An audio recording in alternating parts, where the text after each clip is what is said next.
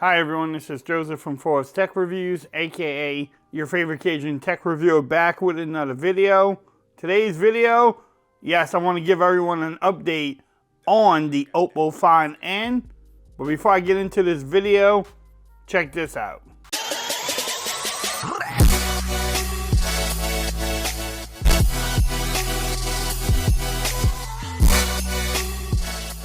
Okay everyone, so I'm back with another video today. Today's video, yes, I want to give everyone an update on my experience with the OPPO FIND N.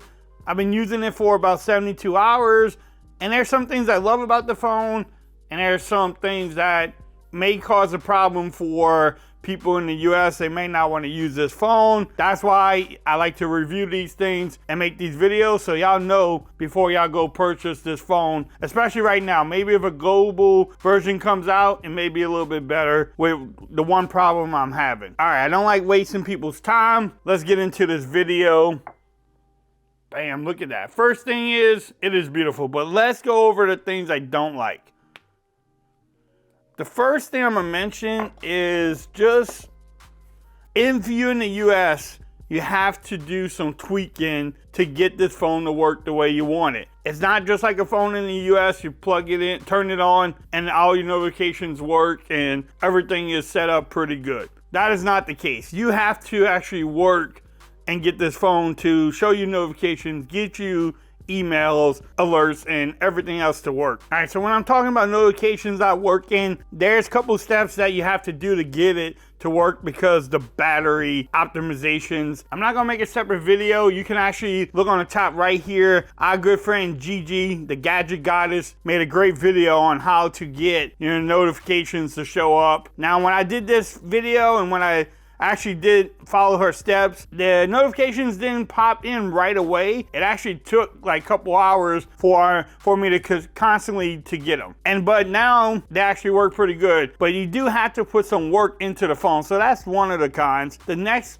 con that I have, and this is probably a deal breaker for a lot of people in the US right now, is this native messaging app here will not allow you to send group messages. You can make a group, but what it will do is send individual messages to them, and then they will reply individually. Yes, I have downloaded the Google messaging app and actually tried to get that to work too. I can send group messages out with the Google messaging app, but what happens is when someone in that group replies back to me, it kicks that app off of being the default app and it sends it back to me as an individual text. And then if I want to reply back to the group, I have to make the Google messaging app the default again, send out the group, and if someone replies, it will kick it back out. I know it's annoying. I was kind of iffy about it. I've been using it, so I'm kind of used to it now, but that might be a big downfall for a lot of people in the US. Now, if you know a workaround that I have not tried, please let me know in the comments. I have looked everywhere,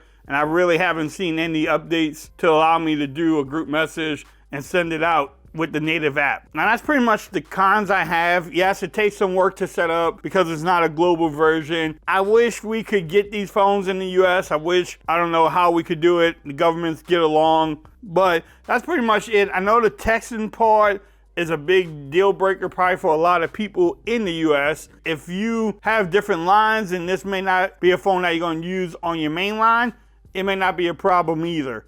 But overall, this phone is beautiful though. The size is perfect. Look at that.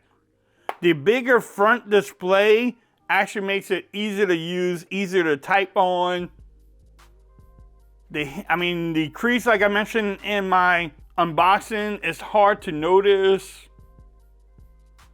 Yeah, some of the apps look funny like Instagram, but you can, like I said, you make it wider, not too bad. But the overall size and feel is great on this phone. I am testing out the cameras more. Stay tuned, I will have a camera video coming out really soon. Also, I want to talk about the speeds in another video. I'm gonna let y'all know the speeds are pretty good on this phone. I'm not really getting 5G speeds, but they're pretty good 4G LTE. speeds around my house, around San Antonio. Now, some people are gonna worry about using it as a phone, making phone calls, speaker calls, text. Well, texting on it is kind of funny, but using it as an everyday phone has been great. People can hear me, I can hear them, no drop calls, no signal. Yes, I have it on T-Mobile. So far on T-Mobile, it's been working really good. The camera seemed pretty good. Like I said, I'm doing a camera test. Now, the speakers on this phone, yes, it's 2 bottom-facing speakers. Yes, they sound pretty good. Not bad at all. They actually sound pretty clear, and they get pretty loud. Are they the loudest speakers in the world? No. But look at that display, though. That display looks really great on there. Now, charging to the battery life, let's get away from screen on time in 2022. I can get probably a day and a half of battery life with this phone and not have a problem with it. So the battery life has been really good on this phone, too. Can't complain about it. Screen on time, I haven't really looked at it because in 2022 on my channel, I'm gonna focus on if I can get through a day or not using the battery. And on this phone, I can say yes to that. Like I said, I normally get a day and a half. I haven't pushed it to 2 days using it. I mean, because I do use the phone. This is my main line, so I do use the phone. But I can get between a day and a half of battery life. Nice thing about this thing too, it charges really quick. The phone, the 33 watt charger, it works really great. I mean, yeah, it charges super fast. So really impressed with that. I did some gaming on it. Gaming is fine. It has a Snapdragon 888 processor on there. I mean, so overall, I'm really enjoying the phone. Now, will that change in about a week or two? It could. I will let y'all know if anything changes, but I think this size that Oppo made may be a great size for a folding device. And the fingerprint scanner too, I want to mention that it works great. The facial unlock works really good too. Look at that. Watch how quick that is. And the fingerprint scanner works too, so as you can tell, it's locked. I don't even have to touch it. And it works. So fingerprint scanner on the side works great. The volume rockers, like I said, the speakers sound good. Are they the best of the best? No, but they do sound good. So overall, I'm enjoying the phone. Y'all let me know in the comments if y'all want to know anything else. I will try to answer any questions y'all may have. If you want to see any other type of videos, let me know. I know some people request camera reviews, also some gaming reviews, which I might do too. But y'all let me know in the comments. If you like this video, give it a thumbs up. If you haven't subscribed to my channel yet, make sure you do so for more coverage on this OPPO Find X. Also, make sure you follow me on Twitter at Forrest Reviews. Become part of the BAM Nation. And until next time, peace. I'm out, y'all. Y'all have a great day.